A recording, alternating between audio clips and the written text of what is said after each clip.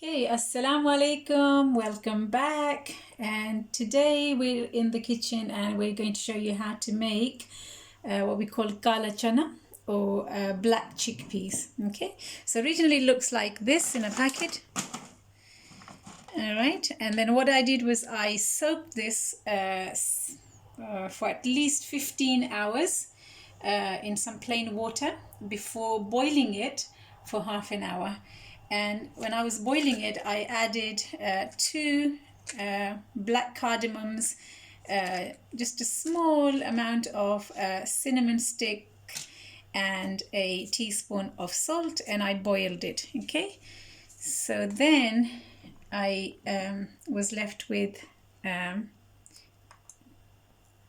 chana that you can break with your finger. Okay, and I'm going to show you step 2. Okay, now before I continue, I'm just going to take a small amount into my crushing device and just crush this down gently. Now you'll find that this helps to make the sauce a little bit thicker.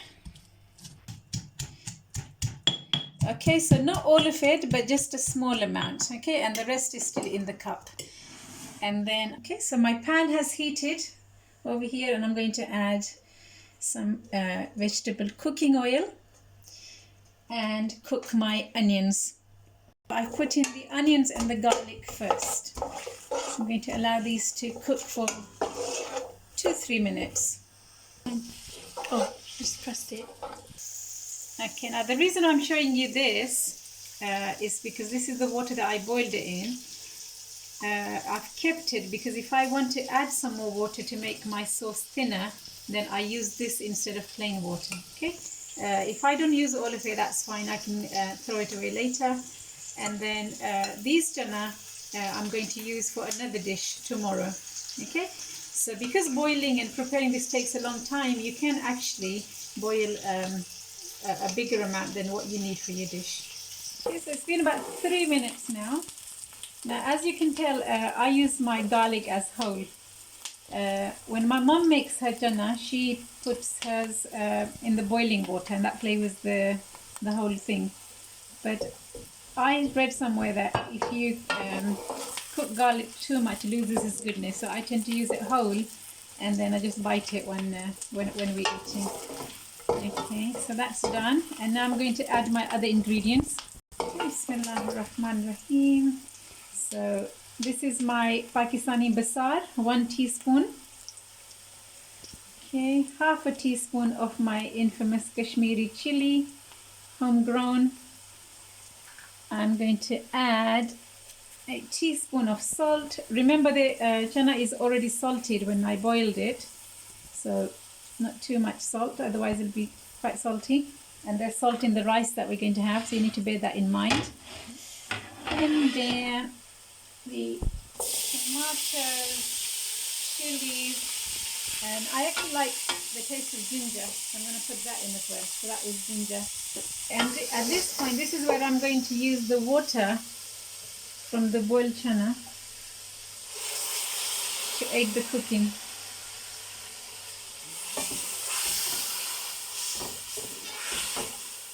Okay, maybe a little bit more.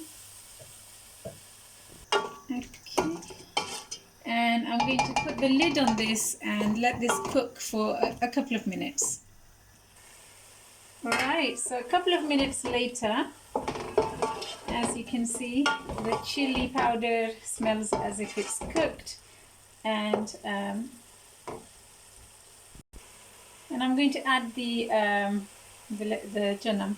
Okay, now some women, like my mom for example, they tend to crush their tomatoes really finely and turn this into a paste. But I like to see my food, and I like to hear it crunch. So I'm just going to leave it as it is and then add my chana. Okay, so I'm going to add in the whole beans first. One of them. Okay, and the crushed chana, okay, goes in. Okay, and then mix. Now, if you were having this with bread or roti, You could just have it as it is, but because we're going to have ours with the rice, I'm just going to put a little bit more water in mine.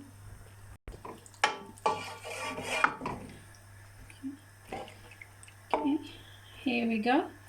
And I'm just going to let this simmer for about 3 to 5 minutes until it smells good and it's ready to eat. Okay, so that's simmering away. I think it's ready. Okay, and just to finish off, I'm going to garnish this with my natural herbs that are just dried green leaves. Okay, so bismillah. So again, this is a Kashmiri tradition. So this is homegrown coriander leaves, mint, garlic leaves, onion leaves, all of them sun-dried. Okay, and when you put this in your food, it just gives it that extra aroma and color, and it just looks really presentable.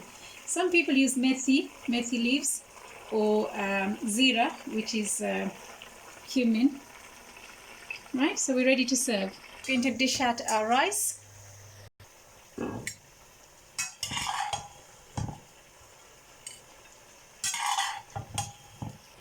Okay, here it is. It's nice and dry now. And I'm just going to add some channa to this.